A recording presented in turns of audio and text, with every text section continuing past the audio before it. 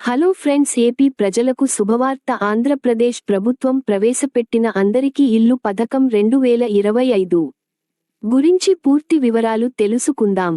ఇల్లు లేని పేద కుటుంబాలకు ప్రభుత్వం 3 సెంట్లు, గ్రామం లేదా 2 సెంట్లు, పట్టణం, స్థలం కేటాయిస్తుంది. పట్టా ఇంట్లో మహిళ పేరుపై ఇస్తారు.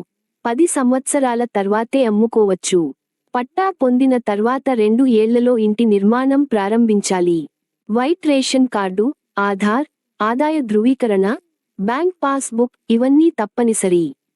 ప్రభుత్వ ఉద్యోగులు అర్హులు కారు. ఆదాయం పట్టణాల్లో నెలకు 21,000 లోపు ఉండాలి. దరఖాస్తు మీ గ్రామ, వార్డు సచివాలయంలో మాత్రమే. ఫీజులు లేవు.